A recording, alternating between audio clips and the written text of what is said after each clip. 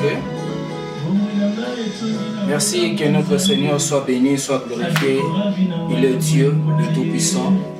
Que son nom soit béni pour cette opportunité qu'il nous a donnée encore en cette journée. Et notre espace s'intitule comme Mystère de la croix de Jésus-Christ. Donc on aura à prêcher, il y aura des émissions, ainsi de suite. Je bénis l'Éternel qui est le Tout-Puissant. Il est notre Créateur, il est notre Dieu. Et cette prédication de ce soir, je ne sais pas là où vous êtes, dans le pays où vous êtes, si ça va être le matin ou ça va être le soir, mais que cette parole soit réellement la bienvenue dans vos maisons, dans vos travails, partout là où vous êtes. Amen. Et notre thème que le Seigneur m'a mis en cœur pour en parler, pour le peuple de Dieu, notre thème s'intitule « La fin est là ». Et Jésus-Christ revient bientôt. Bien-aimés dans le Seigneur, la fin est là, Jésus-Christ revient bientôt.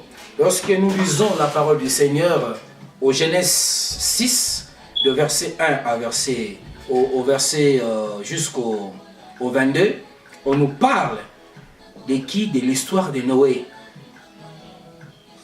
L'histoire de Noé, je sais que beaucoup, le monde connaissent cette histoire de Noé. Et dans notre thème, on a dit, la fin est là et Jésus-Christ revient bientôt.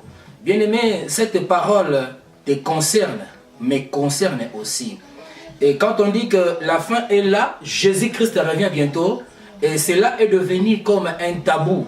Parce que 2000 ans passés, lorsque on a pu recevoir Seigneur Jésus-Christ dans nos vies comme notre Sauveur, on nous a appris cette phrase.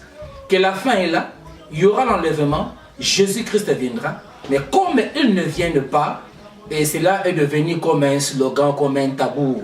Et voilà. Mais Jésus revient bientôt. C'est bel et bien vrai et réel, bien-aimé dans le Seigneur. Ne soyez pas distraits, parce que le Seigneur m'a parlé d'en parler de cette histoire, qu'il revient bientôt. C'est comme une histoire, mais ce sont des réalités qui vont se passer. Et au Genèse 6, du verset 1 à 22, on nous parle de l'histoire de Noé. Et à cet temps-là, Noé avait plus ou moins 500 ans avant que notre Seigneur Jésus-Christ puisse venir sur cette terre. Il avait 3 fils, Sem, Cham et Japheth. Et voilà, et 500 ans avant Jésus-Christ, à cette époque, qui est le début aussi de la création après Adam et Ève, cette génération, 500 ans avant. Et la Bible nous dit à cette époque, le fils des hommes ont vu que le fils des hommes était belle. Alors l'homme a commencé à se contempler des créatures de Dieu. L'homme a commencé à se contempler aux filles. Le fille a commencé à se contempler seulement des hommes. Ils ont oublié l'objectif. Ils ont oublié la mission principale que le Seigneur nous avait envoyée sur cette terre pour diriger. Alléluia. Bien-aimés dans le Seigneur, la Bible nous dit, à cette époque, la terre était complètement pourrie du mal. Et la Bible nous dit que la terre était complètement corrompue. Il y avait le mal. Le mal a commencé à diriger la terre. Le mal a commencé à diriger cet espace d'univers. Dieu ne prenait plus sa place. Alléluia. Dieu ne prenait plus sa place. Il attendait que les hommes puissent venir donner leurs offrandes, leurs dîmes. Dieu ne recevait plus cela. Et en regardant sur la terre, il a vu ce qui s'est passé. La terre était corrompue. Tout était détruit. Et le fumet de mauvaise odeur montait là-haut. Au lieu que ce soit la bonne parfume, cela était mauvaise. Au comportement des hommes, il y avait la corruption. Il y avait des tueries. Les hommes se livraient comme il faut. Ils ne prenaient plus le temps de chercher la face du Seigneur. Les hommes ne prenaient plus le temps de prier que le Seigneur soit avec eux. Les gens ne prenaient plus le temps de chercher, de gêner, d'adorer l'Éternel. l'homme a commencé à créer des idoles. L'homme a commencé à être un idole de la créature de l'homme, de la créature plutôt de Dieu. L'homme a commencé à faire des statues pour adorer. L'homme s'est livré à la débauche. Même les hommes ou les femmes qui étaient mariés, l'adultère est entré dans la maison des enfants de Dieu. Bien-aimés, oh, et la Bible nous dit, l'Éternel dit quoi? Quand il a vu que les hommes s'est comportés ainsi, et Dieu a pu avoir un regret dans son cœur, pour dire quoi? Oh, l'homme n'est que chair, il lui restera toujours quoi? Chair. C'était à cause de quoi? À cause du comportement de l'homme. Il a oublié la mission principale que le Seigneur lui avait dit. Dieu voyant cela, son cœur était brisé, des douleurs. J'ai créé l'homme qu'il puisse commencer à m'adorer comme cela se passe dans le ciel. Mais l'homme a commencé à adorer les créatures que Dieu a créées. Les créatures que Dieu avait créées pour que l'homme puisse le diriger. Ces créatures-là, que même l'homme qui a donné les noms, ce n'était pas Dieu. Dieu avait créé, mais il avait donné le pouvoir à l'homme, à donner le nom à toute créature que lui, il a créée. Il y a eu des dieux du soleil. Les hommes ont commencé à faire des vaudous. Bien-aimés dans le Seigneur. Et la Bible nous dit, Dieu a eu pitié. Notre Seigneur a eu pitié. Il a regretté d'avoir créé l'homme. Et bien-aimés, quand vous regardez cette histoire, la Bible nous dit, Noé avait 500 ans. Mais lorsque le Seigneur a vu que la terre était corrompue, il y avait du mal qui dominait, rien ne marchait. Dieu décida que l'homme puisse commencer à vivre seulement 120 ans. Avant même Noé, le père de Noé, et ceux qui étaient avant Noé vivaient 900 ans, 1000 ans. Mais arrivé à cette époque, l'homme, Dieu était blessé. Le cœur de Dieu était brisé d'avoir que l'homme a abandonné les bons chemins. Il a accepté le chemin du mal, de tuerie, de l'ivrognerie, de l'escroquerie, de la mensonge. L'homme n'était plus intègre à cette époque-là. Bien-aimé, pose-toi la question là où tu es. Là où tu es en train de suivre cette émission, là où tu es en train de suivre cette prédication. Comment tu te comportes devant l'Éternel? Comment tu te comportes devant Dieu? Est-ce que Dieu peut dire que tu es intègre? Lorsque tu es dans ton travail, lorsque tu es dans tes études, lorsque tu es dans ta maison, là où tu es en dehors de ta famille, comment tu te comportes? Dieu voit tout. Et la Bible nous dit, à l'Apocalypse du verset 2, à l'Apocalypse 2 du verset 2, à l'Apocalypse 2, chapitre 2 du verset 23, il les sonde le rein et le cœur. Bien aimé, tu sais, tu peux me mentir. Tu peux mentir ton pasteur, tu peux mentir ta femme et tes enfants, tout le monde, tes amis. Mais tu ne sais pas mentir à Dieu. Parce que Dieu, l'Éternel, a le pouvoir de voir à l'intérieur de l'homme. Quand tu es en train de mentir, quand tu es en train de faire beaucoup de choses, même quand tu es en train de planifier, d'aller tuer, d'aller faire des avortements, l'Éternel, comme il sonde les reins et le cœur, il te voit. Il le voit, notre Seigneur. Même la nuit, un fourmi noir sous un pierre noir, l'Éternel le voit. Nous allons lire la parole du Seigneur. Au Apocalypse 2, du verset, chapitre 2, du verset 23. Et qu'est-ce que la Bible nous dit? Apocalypse 2, du verset 23. Voilà. Je ferai mourir des morts ses enfants, et toutes les églises connaîtront que je suis celui qui sonde le rein et le cœur. Et je vous rendrai à chacune selon vos œuvres. Bien-aimé, ce n'est pas moi qui le dis, c'est la parole de Dieu qui le dit. Tes œuvres, tu le payeras. Ce que tu sèmes, c'est ce que tu vas moissonner. Et la Bible nous dit, l'Éternel regretta d'avoir créé l'homme sur la terre. Bien-aimé, est-ce que Dieu regrette de t'avoir créé? Est-ce que tu marches selon la volonté de Dieu? Est-ce que Dieu intègre devant ton Créateur? Est-ce que lorsque Dieu te regarde, il est fier de son enfant? Lorsque Dieu te regarde, il est fier que non, c'est moi qui ai donné les dons de grâce, de miracles, de prodiges à mon serviteur. Est-ce que tu marches? Est-ce que le don que le Seigneur t'a donné, qu'est-ce que tu fais avec?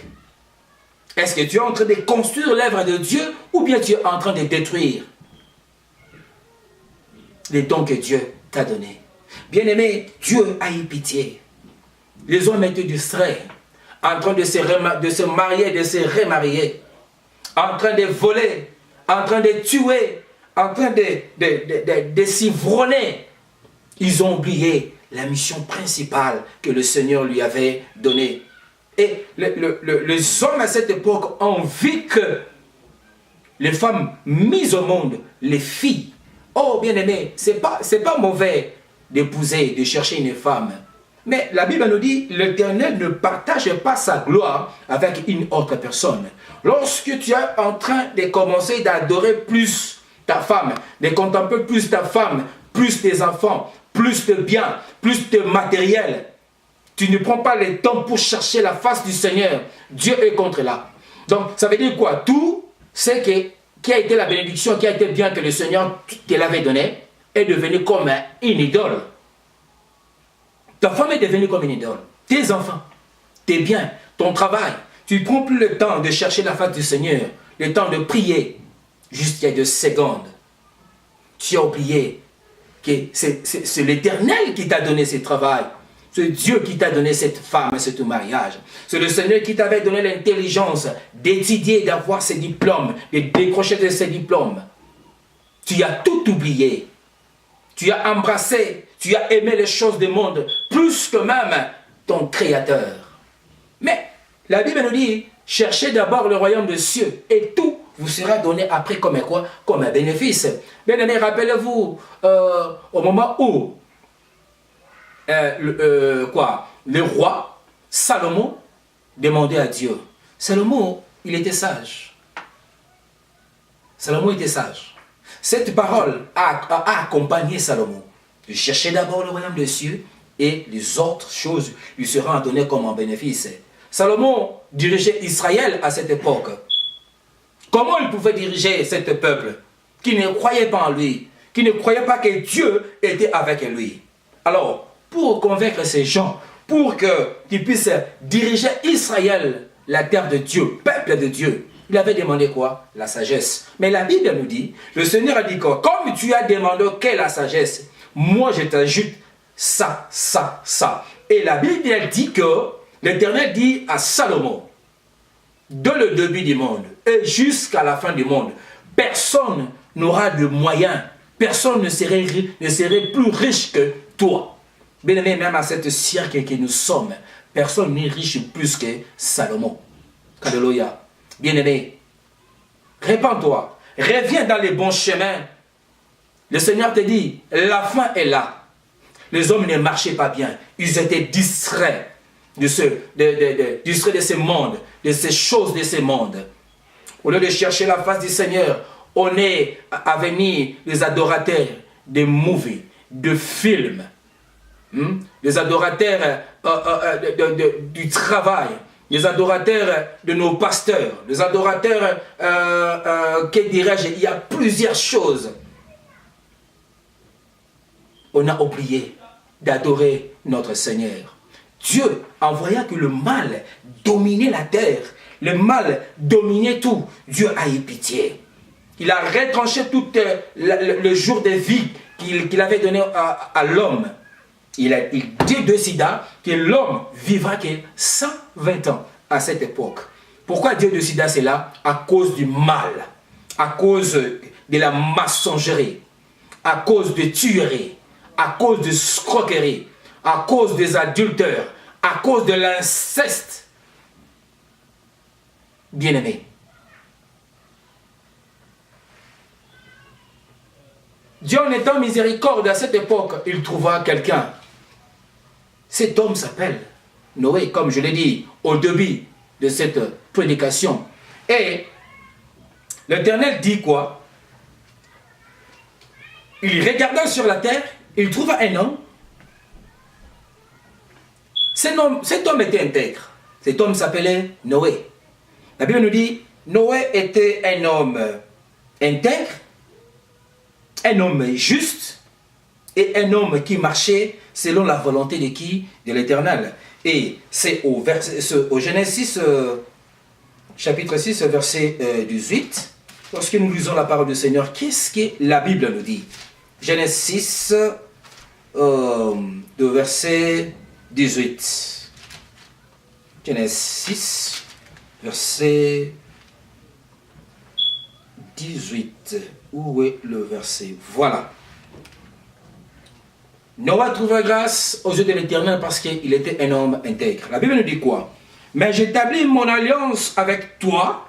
Tu entreras dans l'arche, toi et tes fils, ta femme et les enfants, ta femme plutôt et tes fils avec toi.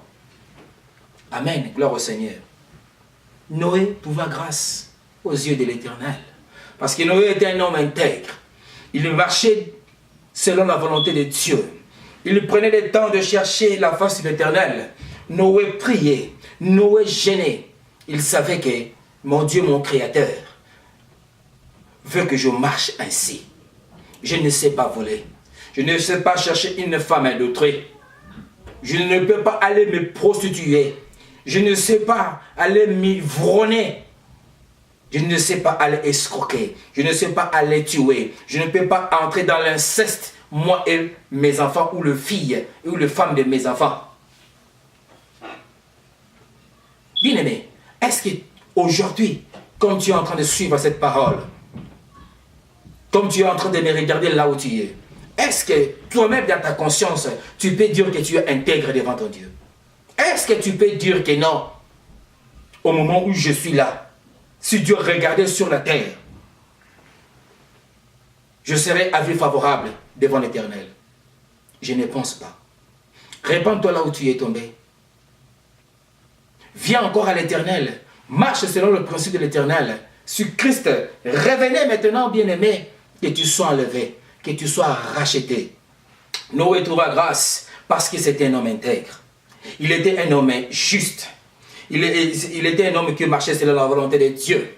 Et il regardait ce que les choses que d'autres personnes faisaient. Ce qui était bien, ce qui est mauvais. Bien aimé, tout n'est pas écrit dans la Bible. Mais Dieu a mis la justice dans notre cœur. Dans notre tête plutôt, et puis dans notre cœur. De savoir le bien et le mal. Il savait que si je fais ceci, Dieu ne va pas être content de mon comportement. Si je regardais, si je faisais ceci, si je pense à cela, si ma bouche sort des choses qui n'honorent pas Dieu, des insanités, si je m'ouvre, je n'aurai pas le temps de prier. J'aurai à dire des sottises, des choses qui n'honorent pas l'Éternel. Noé trouva grâce aux yeux de l'Éternel. Bien-aimé, est-ce que là où tu es, tu peux dire que tu peux trouver grâce aux yeux de l'Éternel? Est-ce que tu te dis que je suis chrétien ou chrétienne?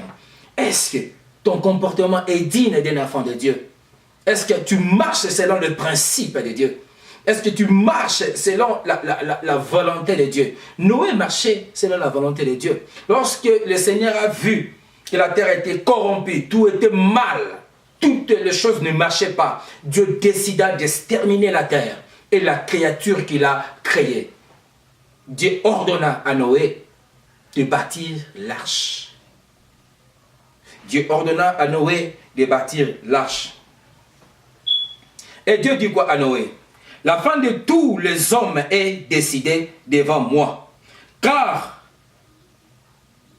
ils ont rempli la terre de violence. Je vais les détruire avec la terre. Bien-aimé, la terre où que tu es en train de marcher, de toutes les choses que tu es en train de faire, là où tu te caches, tu te dis que personne ne me voit.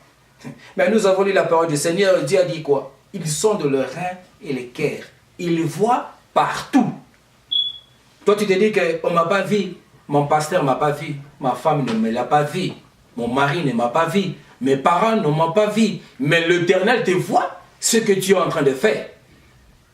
Et dès que tu quittes là, et le lendemain matin, tu pars à l'église. Quand tu rentres, tu es saint. Tu te dis que tu es saint. Tu marches selon Dieu. Oui, tu peux tromper tout le monde. Tu peux tromper tes parents, ta femme, ton pasteur. Tu peux tromper ton église. Tu peux tout tromper. Même ton professeur, que dirais-je encore, tout. Mais ta conscience, tu ne les trompes pas.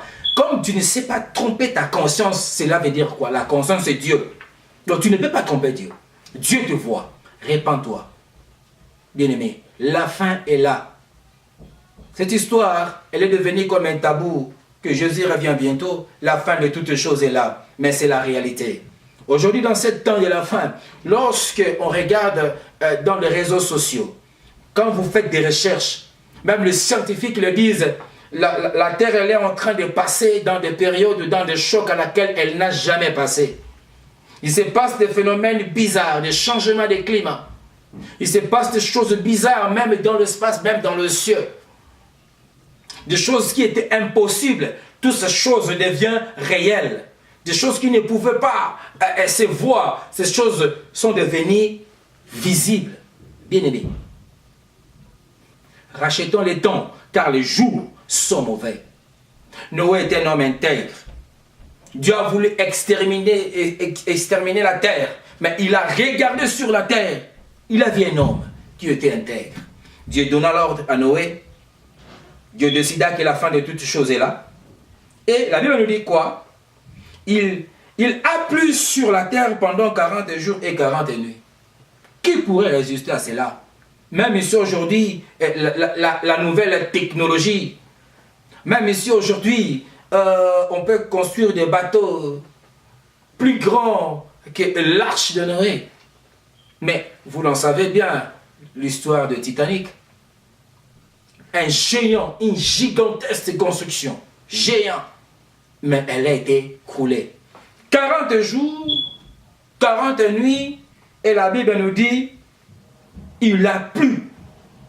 Et lorsque nous lisons la parole du Seigneur, en Genèse, chapitre 7, de versets 10 à 13, qu'est-ce que la Bible nous dit? Le verset 10 à 13. 7 jours après, les eaux de déluge furent sur la terre. L'an 600 de la vie de Noé, le second mois, le 17e jour du mois, en ce jour-là, toutes les sources des grands abîmes jailliront, et les écluses du ciel s'ouvriront, la pluie tomba sur la terre, 40 jours et 40 nuits. Ce moment et ce même jour entra dans l'arche Noé, Sem, Cham et Japheth, 3 femmes de ses fils, avec eux, et voilà. C'est la parole de Dieu qui nous dit. La pluie tomba pendant 40 jours, 40 nuits. L'abîme du ciel s'ouvra, la pluie tomba. Le fleuve des océans s'ouvra, des inondations, des catastrophes. L'eau monta à tel niveau à laquelle même le gratte-ciel qu'on a construit ici, il a plus de 40 jours, l'abîme du ciel s'ouvre, l'océan, le mer s'ouvre, l'eau monta. Oh mon frère et soeur, même si ces choses se passaient maintenant, personne n'aura à résister à cette catastrophe. Donc, voilà bien aimé. Et je vois bien qu'à cette époque, lorsque Noé parlait à ses peuples, voilà, Dieu m'a dit ceci, répandez-vous, parce qu'il va détruire la terre. Cela n'est pas écrit, mais je pense qu'il a parlé, parce qu'à cette époque, on te voit aller dans les champs, dans les brousses, couper des grands arbres, en train de construire un bateau. J'espère bien qu'on lui avait bien posé la question. Qu'est-ce que tu es en train de faire? Qu'est-ce que tu es en train de faire? Qu'est-ce que tu es en train de faire? Noé avait bien répondu. Je suis en train de construire quoi? L'arche. Je suis en train de construire le bateau parce que Dieu a décidé d'exterminer la terre. les gens mangeaient, c'est vrai. Je pense bien qu'ils ont pu se moquer de Noé. Que non, mais ce type, qu'est-ce qu'il est en train de parler? Dieu lui a visité, Dieu lui a parlé. C'est comme aujourd'hui que tu es en train d'écouter cette parole. Tu te dis que bon, voilà cet homme de Dieu. Il est là à l'internet, au Facebook, au YouTube, en train de nous prêcher encore cette parole, qu'on nous dit toujours que Jésus revient bientôt. Mais il n'a jamais été là. Que la fin est là et cette fin ne vient pas. Bien aimé, ces histoires sont réelles. La parole que tu es en train d'écouter à l'instant, elle est bel et bien réelle. La fin est là. Jésus-Christ revient bientôt. Les hommes criaient. Les femmes. Le premier jour, quand la pluie a commencé, ils se sont dit que non, ce n'est rien. Deuxième jour. Troisième jour. Quatrième jour. Cinquième jour. Une semaine. Peut-être les autres ont commencé à voir que non, ces choses deviennent réellement sérieuses. 10 jours. 11 jours. Oh, l'eau monta. Tout le monde commença à crier. Tout le bétail. Parce que Dieu avait décidé de terminer toutes les créatures. Tous les champs. Tous les animaux. Reptiles ou quoi. L'eau monta. L'eau monta. Et je pense bien, il y avait des gens qui cherchaient à grimper sur l'arche. Je pense bien. Des hommes qui cherchaient à grimper sur l'arche pour demander le secours à qui? À Noé. Noé, ouvre-nous la porte. C'est moi ton cousin. C'est moi ton ami. On a étudié ensemble avec toi. On avait reçu le Seigneur Jésus-Christ le même jour. On a reçu le baptême le même jour. Même les enseignements. Tu m'as oublié. Tu ne reconnais même pas ma voix. Le pouvoir n'était pas à Noé d'ouvrir la porte. N'était pas à Noé. Et la Bible nous dit, c'est lui qui avait la clé d'ouvrir et de fermer. C'était qui? L'Éternel. Noé avait seulement obéi à la parole du Seigneur. Je me dis que les enfants de Noé ont trouvé grâce par rapport à leur père, mais je pense que ces enfants aussi, c'était des enfants obéissants. Parce qu'ils devaient aussi avoir à penser que leur papa était devenu fou. Mais ils ont écouté. Ces enfants ont obéi.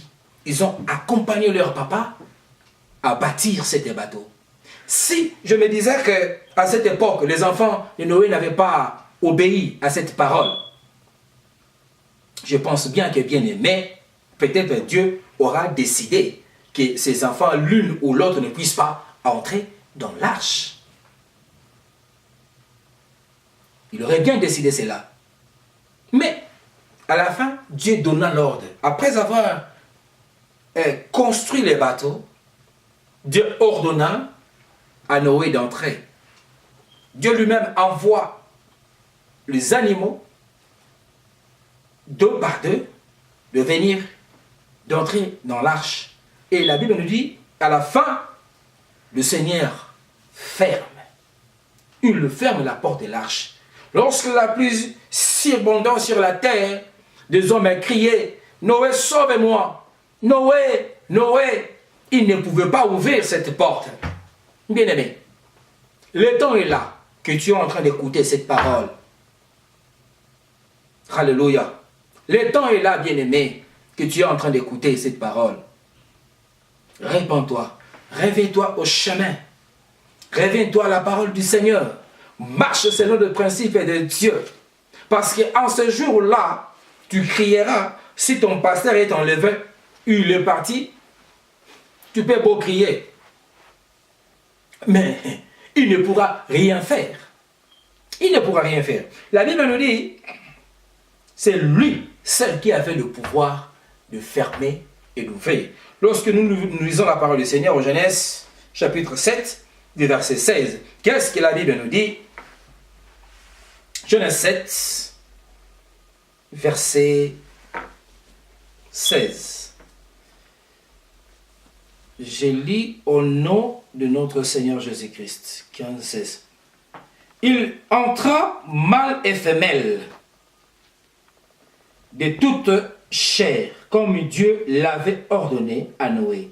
Puis l'Éternel ferma la porte. Mais c'est grave. Ce n'était pas Noé qui avait le pouvoir de fermer la porte. La Bible le dit clairement au verset 16. Il entra mâle et femelle. Où est-ce qu'ils sont entrés? Dans l'arche. Et qu'est-ce que la Bible nous dit? Toute chair, comme Dieu l'avait ordonné à Noé. Puis l'Éternel ferma la porte sur lui. Voilà, c'est lui qui avait la clé. Lorsque la pluie tombant pendant 40 jours, 40 nuits, avant même que la pluie puisse arriver au niveau de 40 ans, de 40 jours plus tôt, il y avait des gens qui hurlaient dehors l'arche, qui criaient. Je pense bien que Noé avait cette peine, Noé avait cette douleur en lui. Oh, celui-là c'est ma nièce, celui-là c'est ma tante, celui-là c'est mon professeur, oh, celui-là c'est mon frère. Oh, nous avait prêché la parole de se repentir. Lui n'a pas voulu se repentir. Il a préféré sa vie de débauche, de l'alcool, de l'ivrognerie, de l'escroquerie. Il n'a pas voulu recevoir Seigneur Jésus-Christ comme un sauveur. Il criait là dehors. Noé n'avait pas le pouvoir. Noé n'avait pas la force d'ouvrir. Parce que la Bible nous dit, c'était lui seul le Seigneur qui avait la clé d'ouvrir la porte de l'arche ou de fermer. Dieu ferme la porte, bien-aimé. Que cela ne soit pas ainsi pour toi. Ouvre ton cœur au moment où tu es en train d'écouter cette parole. Ne ferme pas ton cœur. Ouvre ton cœur. Souviens-toi là où tu es tombé.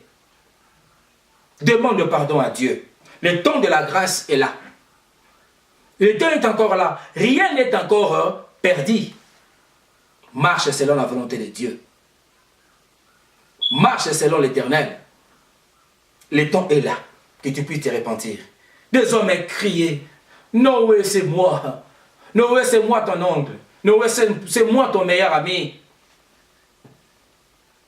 Noé c'est moi qui t'avais aidé le jour où tu avais besoin de ça, ceci, cela. Noé avait ce cœur. Parce que la Bible nous dit, Noé était un homme bon, un homme intègre.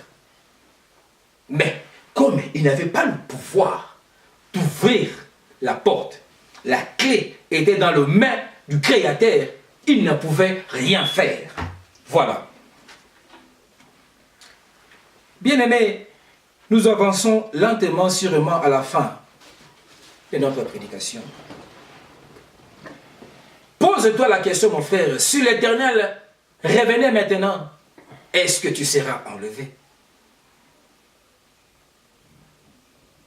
La parole que tu es en train d'écouter maintenant, je veux que cette parole, que tu le prennes en considération. L'autre fois, tu as attendu parler de l'histoire de Noé. L'autre fois, tu as attendu que la fin du monde, la fin de toutes choses, Jésus revient bientôt. Bien-aimés, ces choses sont réelles. Des témoignages que vous écoutez partout, des gens qui étaient morts, je vis l'enfer, je vis cela. Bien-aimé, toi qui doutes, le temps est encore là que tu te répands. La fin est là. Bien-aimé, répands-toi là où tu es tombé. Reviens à l'Éternel. Marche selon la volonté de Dieu. Que si Christ revient maintenant, si l'Éternel voulait encore détruire la terre, au moment où je suis en train de prêcher cette parole, si tu te répands, Dieu dira que non, oh non, ça c'est ma fille. Parce qu'ils sont de leur rein et le cœur. Ça c'est mon fils. Tu ne mourras pas, tu seras sauvé. Tu entrerais dans l'arche avec Noé et ta vie sera sauvée. Et la fin est là de toutes choses. Et Jésus-Christ revient bientôt. Bien-aimé, Jésus-Christ, réellement, il revient bientôt. Ce n'est pas de la blague. Ce n'est pas de la blague plutôt, ce n'est pas des amusements. Ce n'est pas des contes à légende. Aujourd'hui, je te prêche encore cette parole. Même si tu es en train de regarder cette prédication, tu es en train de bouder. Mais ces jours-là, tu vas te rappeler de cette parole. Ah, sur mon téléphone, quand j'avais ouvert, il y avait un ami qui m'avait envoyé cette prédication-là, que Jésus revient bientôt. que je puisse laisser le mal, que je puisse repentir, que je puisse marcher selon la volonté de l'Éternel, que je puisse marcher selon le principe de Dieu, d'abandonner toutes les choses de mal, d'abandonner ma vie de débauche, d'abandonner tout ce que je fais, de suivre Jésus. Tu vas te rappeler de cette journée. Tu vas te rappeler, bien-aimé, le temps est là. Le Seigneur te donne le temps de te repentir. Jésus-Christ revient bientôt. Que tu le veuilles ou pas, la Bible nous dit, il est fidèle dans sa parole. Que tu montes, que tu descends, la parole qui est là s'accomplira. Et il est Dieu, il restera toujours Dieu, il est souverain. Cet trône là où il est assis, il restera toujours là comme Dieu, le créateur de toutes choses, de tout univers. Bien-aimé, pourquoi cherches-tu le mal? Aller à l'église, c'est gratuit, bien-aimé. Demander le pardon, c'est gratuit. Marcher selon le principe de Dieu, c'est gratuit. Mais pourquoi veux-tu aller en enfer? Acheter la bière ou l'alcool pour s'ivronner, c'est payant. Toi-même, tu es en train de payer ton enfer en étant encore sur la terre. Aller dans les boîtes de nuit, c'est payant, bien-aimé. Aller dans les hôtels, toi tu crois qu'on ne t'a pas vu, mais Dieu te voit. Tu payes pour aller faire quoi? L'hôtel n'est pas mauvais. Mais, quand tu vas là-bas, tu pars pour faire quoi? Pour passer ces jours de repos? Tu es en vacances, en voyage. Même quand tu pars en voyage, tu laisses ta femme à la maison. Ou bien tu laisses ton mari à la maison. Tu dis que bon chéri, je pars en mission de service. Tu pars avec qui? Nous lisons la parole du Seigneur, Luc, du 7, du verset 23 à 36. Qu'est-ce que la Bible nous dit? Voilà. Luc du 7, 23 à 36. Je lis au nom puissant de notre Seigneur Jésus-Christ.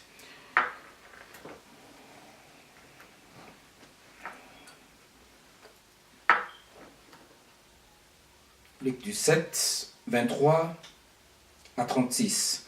On vous dira, il est ici, il est là. N'y allez pas. Ne courez pas après. Car comme l'éclair resplendit et brille d'une extrémité du ciel à l'autre, ainsi sera le Fils de l'homme en son jour. Mais il faut auparavant qu'il souffre beaucoup et qu'il soit rejeté. Ce qui arriva du temps de Noé arrivera de même au jour des fils de l'homme. Eh bien-aimé, ce n'est pas moi qui le dis, la parole du Seigneur. Luc 17. Là, je suis au verset 26. Ce qui arriva du temps de Noé arrivera au même jour le Fils de l'homme. Quand Christ va revenir, ça serait comme dans le jour de Noé. Et si on descend, les hommes mangeaient, buvaient, se mariaient et se remariaient leurs enfants. Jusqu'au jour où Noé entrant dans l'arche, entrant plutôt dans l'arche, le déluge vint et les fit tout périr. Voilà. Les hommes mangeaient, buvaient, remariaient leurs filles, leurs fils. Ils ont oublié Dieu. Ils se sont lancés au plaisir du monde en oubliant que Dieu existait. Ils se sont lancés à la débauche. Mais la Bible nous dit, ce qui arriva du temps du Fils de l'homme, les hommes mangeaient, buvaient, se mariaient et se remariaient leurs enfants jusqu'au jour où Noé entrant dans l'arche. Le déluge vint et le fit tous périr. Ce qui arriva du temps de Lot arrivera pareillement. Les hommes mangeaient, buvaient, achetaient, vendaient, plantaient, bâtissaient, Bien aimé, ces choses que la Bible nous dit ici, ce n'est pas mauvais. Manger, ce n'est pas mauvais. Vivre, ce n'est pas mauvais. Acheter de voitures, s'habiller, ça n'est pas mauvais. Planter, c'est pas mauvais. Construire, bâtir, quoi, l'entreprise, beaucoup de choses, de créativité, tout ce qu'on est en train de faire pour que nous puissions gagner du gain, que la vie soit bien, cela n'est pas mauvais. Mais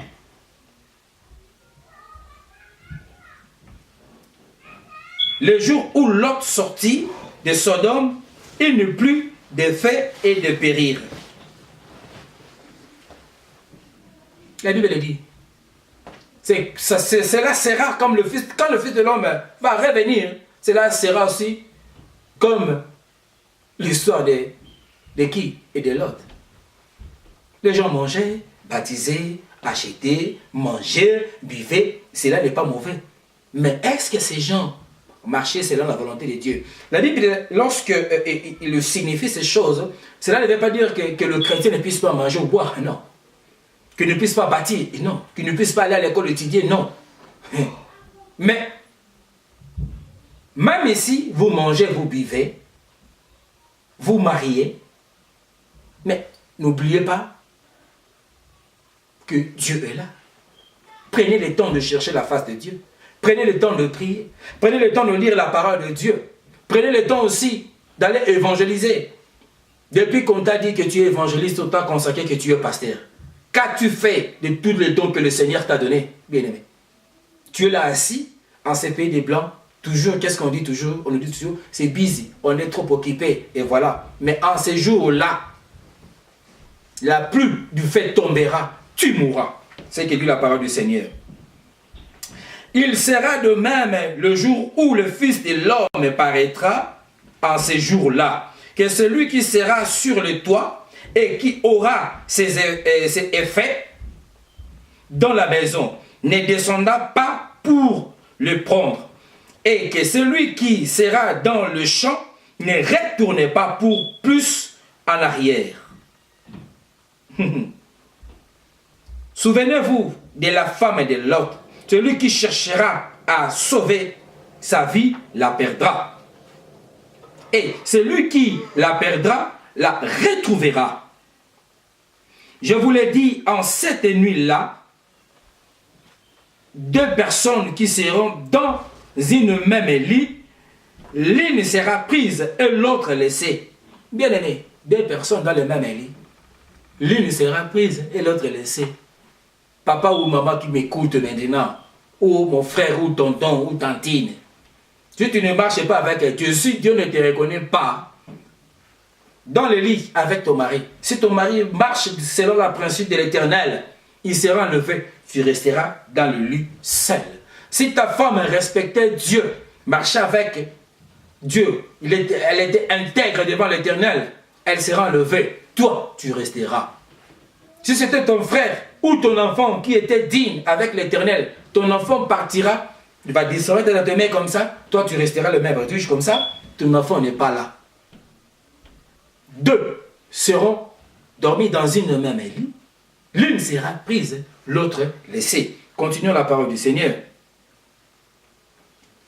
De deux femmes qui moudront ensemble, l'une sera prise et l'autre laissée. De deux hommes qui seront dans un champ, l'un sera pris et l'autre laissé. On ne parle pas seulement de femmes, on ne parle pas seulement des hommes, on parle de tout le monde. Deux femmes moudront, l'une sera prise, l'autre qui? Laissée. Deux hommes dans le travail, dans les champs, en train de faire les champs, pour nourrir leur famille, pour gagner du gain, pour réussir dans la vie, pour la stabilité de leur foyer. L'un sera prise, l'autre laissé. Bien-aimé, moi je dis quoi? Cette terre, ce n'est que, comme on dit, gas station, donc une station de l'essence. Lorsque tu es en train de conduire ta voiture, il y a la diminution de carburant, tu vas aller au gas station ou aux stations.